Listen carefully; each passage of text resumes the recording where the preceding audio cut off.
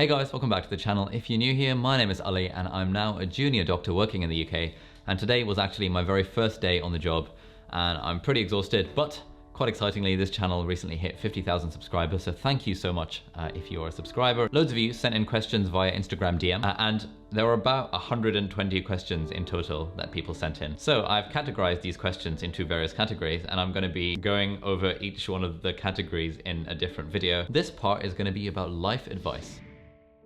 So we're going to be discussing a handful of themes regarding life advice, and as always you'll find links to timestamps of all these themes in the video description. So let's just jump into it, and the first series of questions relates to time management.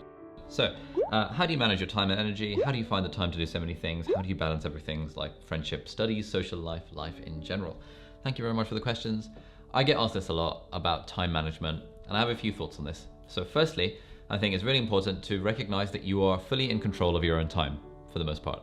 So I never ever like to use the phrase, I don't have time. And anytime I even think of I don't have time, I always do my best to reframe it in my head as I am choosing not to make the time for whatever. So that's the first step, recognizing that you're fully in control of your time, and then what you choose to do in your time is entirely down to you. Secondly, I think I like to incorporate spaced repetition, and I've made a whole video about this, about how spaced repetition can be used when preparing for exams. But I think spaced repetition, this idea that you do a little bit one day and then, maybe the next day and then maybe a few days later and then maybe a few days later after that, this can apply to pretty much any other hobby as well. So let's say you want to teach yourself the piano or the guitar or singing or skateboarding or whatever, literally anything. You can do 10 minutes one day, 20 minutes the next day, and then a few days later do another 20 minutes, a few days later do another 20 minutes. And then over time, when you apply patience and consistency to all of these different domains of your life, you realize that actually after about a year, you're pretty good at quite a lot of different things. And then you get people asking you questions like, oh, how do you do so much with your time? How are your time management skills? This, that, and the other. And to address the question of balance, in terms of balancing everything, I think it's important to have sort of a priority list. And in my own personal priority list, studies was always kind of at the bottom of the list. So everything else that I had to do or that I wanted to do in my life would come above studying. But then studying would become kind of the default option. So if you played any role-playing video games like in World of Warcraft, there are some classes that you have 10 different attacks or moves that you can use, and you have a sort of priority list that once every 20 seconds you can use Avenging Wrath, and then once every 10 seconds you can use Crusader Shield or whatever it's called. But then you go down the priority list, and then when nothing else is available, that's when you use your basic attack. And for me, studying was my basic attack, in that whenever there was nothing else going on, I'd be studying. And I found that this was quite a good way of always having something to do. Okay, the next question relates to stress, and Tooth Fairy X asks, how do you personally deal with stress apart from the conventional playing sports and reading, etc., more on a psychological and emotional level? And on a related note, Sravia B says, what is your best advice for keeping a healthy mind when you have exams or stress? So, I don't really get very stressed at all. I can count on one hand the number of times I've felt stressed, and I think partly it's because I really like this philosophy of Stoicism, which there'll be loads of links in the description. There's a really good book that I always recommend called Happy by Derren Brown, and also I think it's called The Ancient Guide to Stoic Joy or something like that by William Irvine. They will appear on the side over here in my hands magically, I hope. The philosophy of Stoicism is kind of based on two main principles. The first one is that whenever we feel a negative emotion, it's not external events that directly cause that negative emotion. It is our response to those external events. It is the story we tell ourselves about the external events. So when it comes to having a lot of things to do, one story we can tell ourselves is, I've got so many things that I have to absolutely do. I don't think I've got the time to do it. Therefore, that story leads to this feeling of overwhelm. Whereas if we just kind of slightly reframe it as, I've got these things to do, all right, it is what it is, I'm gonna do these things. The feeling bad about having there's all this stuff to do, which is what I interpret as stress, that just never really comes into the equation. So it's more like, things are as they are, okay, I'm gonna do them, and my own feelings about doing them just never go into the mix. So that's point number one. And point number two is, the classic serenity prayer. God grant me the serenity to accept that which I cannot change, the courage to change what I can, and the wisdom to know the difference. And I think that's just the ultimate like way of living life. So most things in life are going to lie outside our direct sphere of control, direct sphere of influence, except for two things, and that is our own actions. We are fully, for the most part, in control of our own actions, and secondly, our own thoughts, that we can arguably control our thoughts with enough practice, with a few caveats that I'm not going to go into right now. So if the only things that I can control are my own thoughts and my own actions, then everything else that's happening in the world does not need to concern me. And I find that, like, especially when I'm talking to a lot of my friends who do feel a kind of stressed or a negative emotional response to external events, it tends to be that they worry about stuff that they just can't control. Whereas if all you worry about are your own thoughts and your own actions, then I think that is a pretty good way of living a stress-free life. So hopefully that answered the question about psychological and emotional tactics for dealing with stress. All right. Izar says, what do you tell yourself after you're having a bad day or screw up something after working so hard? So let's tackle the screw up something after working so hard. I think, like, the way I like to think about this is that I would work hard at stuff, but I would do my very best to not let the outcome affect my emotional state. So in a way, it's a form of pessimism in that just having such low expectations. Like, for example, I've recently released an online BMAT video course. If you're taking the BMAT and applying for medicine, you might like to check it out. There'll be a link in the description. So I recently released that, and I spent about 3 or 4 days working on it and like really put my heart into making this series of like 70 plus amazing videos about how to smash this exam. And even though I've worked so hard at this, I still have the expectation that, oh, okay, it would be nice if maybe 3 or 4 people bought access to this course and then I made a bit of money on the side. And that's quite like a low, that's setting quite a low bar. And therefore, what was the question again? Oh, you screw up something after working so hard. I think if I was thinking that, oh, I want 1,000 people to, pay for this like online course that I've done, and then I worked really hard at it, then having that high expectation means that I would feel bad for screwing it up. But because my expectation is so low and I'm working on it because it's fun and because I think it's a good thing to do anyway, then the outcome doesn't really play a part. And again, this falls back to the same thing about things that we can control versus things we can't control. The outcome of whether anyone buys my course is something completely outside of my control. What's in my control are my own thoughts about it and my own actions. The actions that I've controlled is putting effort into it, and the thoughts are having a low expectation. So that is why I don't really feel bad when something goes wrong, because the expectations are quite low, if that makes sense. And the next bit of the question was, what do you tell yourself when you're having a bad day? I honestly I really can't remember the last time I had a bad day. And I think, again, going back to the stoicism thing, having a bad day, like days, for the most part, like, barring major calamities and stuff aside, let's put all that aside, and let's just think about cases in everyday life where, life and death is not in the balance, where we might say we're having a bad day. And usually I think when people are having a bad day, it's because they've been feeling particularly stressed, they've had lots of stuff going on, someone was a bit mean to them, the consultant on their ward didn't, shouted them a bit.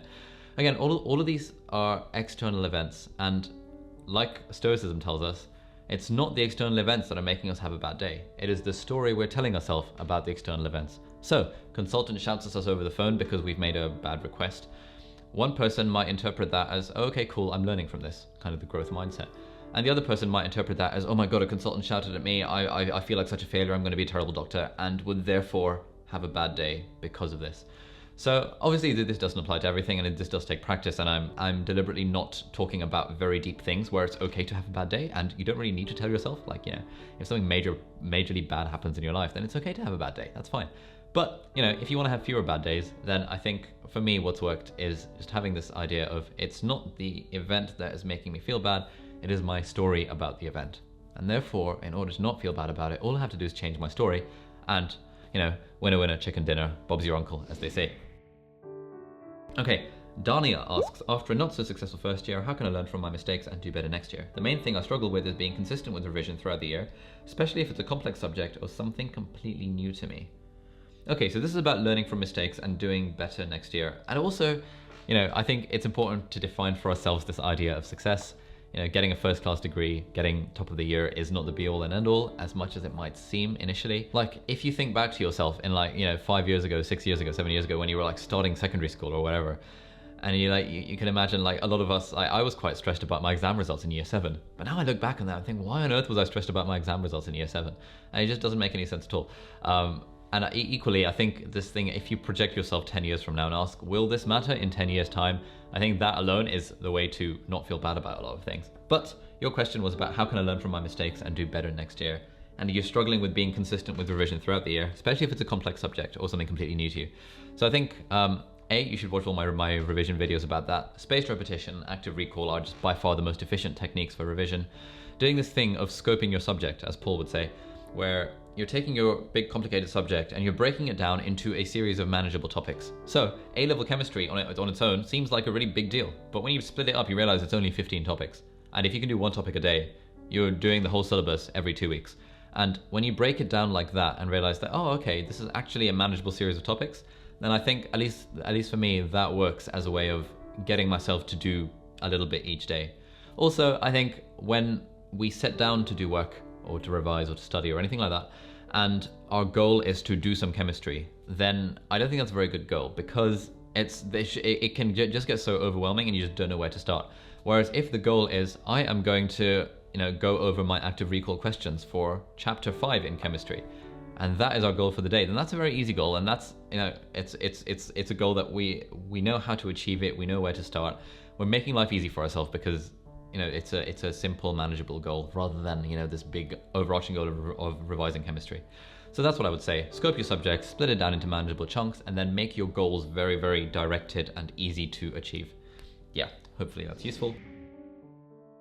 Leant asks, what is the greatest change you've seen from yourself these past few years? I think these past few years, especially being at university, I've really developed, or rather I've improved at this general idea of not really caring what people think. Like starting a YouTube channel and bringing a camera to lectures occasionally and to holidays and stuff, even vlogging in public sometimes, and putting my face on the internet, it has required a lot of I don't care what people think. And partly that comes from recognizing that most people just don't care. Like even of the 200 people that were in my year of med school, like maybe 3 or 4 of them would have even given a second thought to me holding a camera out in the middle of the medical student in the middle of the medical student common room. The vast majority would have just looked on and think, okay, cool, and moved on with their lives, because everyone is concerned about their own lives. No one is wasting their own time thinking about you. And I think in a way it's like one thing that I've learned is that it's quite self-centered to think that other people are even thinking of you. Everyone's just doing their own stuff. So that's probably the biggest thing that I've taken away from these last few years at university. I also think that while I've been at university, my confidence levels have increased. Doing stuff like this has helped. Doing loads of societies, taking part in different sports, trying new things. Back when I was in school, I don't think I was a very confident person generally, because my identity was just wrapped up in just being really academic, and I didn't really have much else going for me. But when I sort of started to grow older and got to university, and tried my best to dissociate my identity, my feelings of self-esteem from these external things like academics, firstly, and secondly, recognizing that that's like an ideal state, and that we all ultimately do have our identity tied up in lots of different things. I just happened to have tied my identity in a vast number of things over time, because I like this thing of learning how to be pretty good at a lot of different things, rather than just really good at a handful of a very small number of things. So in a very kind of roundabout answer to your question, I suppose the main thing I've learned these last few years is to care a lot less about what other people think, because for the most part, most people just don't care at all. And secondly, becoming more confident by having my identity wrapped up in more, or rather not even wrapped up, just having my identity dependent on fewer things, as it were. If that makes sense. Like, I don't know, maybe I'll do a video about this at some point, but yeah, that'll do for now. Nicole X in Tongue says, if you got to turn back time and meet your younger self, what advice would you give him? As does Imi Rawlinson. If you could go back in time, what advice would you give to your younger self? This is a pretty classic question that comes up in podcasts, and the Tim Ferriss Show, one of my favorite podcasts of all time, which is incredible if you want to learn how to just become a more accomplished and powerful person generally. This is a question he likes to ask. He says to his guests, if you could go back 10 years, what would you tell yourself? And a lot of the guests have said pretty much the same thing, which is, I honestly I probably wouldn't tell myself anything, because the reason I am where I am today is because of what I did when I was younger. And if I had told myself to do something else, I might not necessarily be where I am today. So honestly, I don't really think I would give my young self any more any advice about changing my own direction in life. I suppose I would tell my young self to, I don't know, just be a little bit nicer to people. I think kindness goes a long way. I think when I was younger especially, I in a way took pride with maybe being a bit more on the arrogant side, maybe being like rude to people sometimes, thinking that it was cool, thinking that, so sometimes even thinking that they were beneath me in a way. And yeah, this is all really bad stuff. So I'd probably tell myself that, mate, you know, you want to grow up a bit, just be nice to people. Because when you're nice to people, people will think you're nice, and it's just generally nice to be nice. So that's what I would tell my younger self. All right, moving on. Nicole again asks, what are your favorite quotes? Oh, I love this question. Okay, so I'm a big fan of collecting quotes. I've mentioned the Serenity Prayer already. God grant me the serenity to accept that which I cannot change, the courage to change what I can, and the wisdom to know the difference. I think that's really important. Secondly, I've kind of alluded to this. This is a quote often attributed to Eleanor Roosevelt, who I think was Teddy Roosevelt's wife. And she says that you will stop caring what other people think of you when you realize how seldom they do. That's another classic. And finally, just off the top of my head, there's a really good article that I return to many times a year about motivation.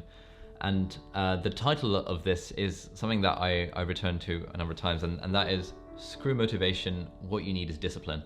And this article talks about how just because you don't feel like doing something doesn't mean you can't do that something. And it's like phrased nicer in the article, I'll link it down below.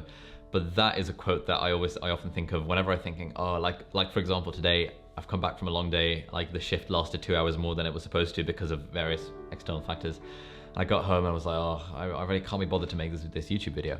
But, you know, just because I don't feel like doing it doesn't mean I can't do it. And indeed, here I am sitting here making the YouTube video because I set up the camera and I was like, oh, if I don't feel like it. So I had a few different techniques, but ultimately, you know, not feeling like doing something is not a good enough reason for not doing it, especially when kind of the long-term overarching like purpose is good. And you, especially like with this video, I'll know that like it's quite fun doing it. I quite like the sound of my own voice and sort of seeing myself on camera. It's a little bit weird, but it's quite fun making the video. It's quite fun editing the video, and then when it comes out, I know that might be helpful to some people. Usually people comment nice things and message me nice things, so I know that overall I will benefit from making this video that you're watching. But even though I don't feel like doing it initially, I'd try and override that. So those are just 3 quotes that come to mind, and actually this has got me thinking about other things. So I've been reading loads of books on Kindle these past 5 years. And I religiously highlight interesting lines that I find. So I might just do like a series of videos where I talk about quotes from the Kindle, where, you know, we talk through loads of different books and I talk through some of my favorite quotes from each of these various books. So let me know in the comments if that's something that you might like to see. But now let's move on to the final question. I'm an aspiring doctor going into my freshman year of college. What is the best piece of advice you could give me? Aspiring doctor going to freshman year of college. Okay, so there's probably some kind of American system going on. So I imagine you're doing like 4 years of college and then you're maybe applying to medical school, or maybe from the UK you're calling college sixth form, so you're just doing this 2 years of high school. It doesn't matter. Best piece of advice I can give you is to try and make yourself different. And there is another quote that I like, that I came across in a book, which is, it's better to be the only rather than the best, or words to that effect. And the idea is that if you're in a class of your own, if you're in your own category, where you're able to combine lots of different things to create this, to carve out this interesting little niche for yourself in whatever you're doing, whether it's medicine or law or economics or programming or being a YouTuber or whatever, if you can carve out this niche for yourself that so few other people are in, then you're automatically winning. Whereas if you're trying to be the best, which is what a lot of people try and do, and the best traditionally defined as, you know, getting the best grades, getting the most competitive like jobs, that becomes a very stressful, to use that word, way of living, where you're constantly competing against other people. And I would say, like, what I'm most glad for that I have ever done in my life is teaching myself web design and learning how to code, because those two things, even within medicine, have opened up so many doors for me, much more than the fact that I got pretty good grades at school and then fairly average grades at university. Because it's just insane the amount of doors that have opened for me because of my web design skills, because I can make PowerPoint presentation look pretty, and because I have these other things that add to my medical degree and add to my medical stuff. That in a way lets me carve out my own path, and therefore anything I do benefits from having all these different areas feeding into it. So if you are starting at college or pretty much any stage of your life and you're coming to me for advice, then what I would say is try and make yourself more well-rounded. And I know people say well-rounded because, well, well-rounded has this connotation of I'm doing lots of sports so that I can get into university. I don't know. I do sports because you enjoy them, not because they'll get you into university. But if you can pick up skills that will compound in addition to your main line, things like public speaking, photography, design, video editing, just to name a few things off the top of my head. I'm sure there's loads of others. These things can combine with almost any field, and then you can create something interesting and unique for yourself within that field. Even within medicine, there are so many doctors around the world. You don't just want to be a doctor, or if you do, that's fine, but then you probably don't need my advice, because you know you've got the path set out in front of you. You know what you have to do. You just need to get good grades, be nice to your patients, and you'll be a pretty great doctor. But if you're interested in maybe doing something a little bit different, then I would say my biggest advice is to work on extra things that you can feed into your medical career. Ultimately, 10, 20 years down the line, don't think in the short term, think like very, very long term, and think, how might this benefit me? And even if you can't work it out, like I would have had no idea that learning how to make websites would have helped me as much in medicine as it has. But it's literally, it's just insane how that one skill has just absolutely transformed pretty much every project I've done within medicine, just to make it so much better. So yeah, I think we'll end it there. That's probably my best advice. Other than that, you know, just like enjoy yourself. Don't work too hard. You know, people enjoy working hard. Do what you enjoy. Do what's worthwhile.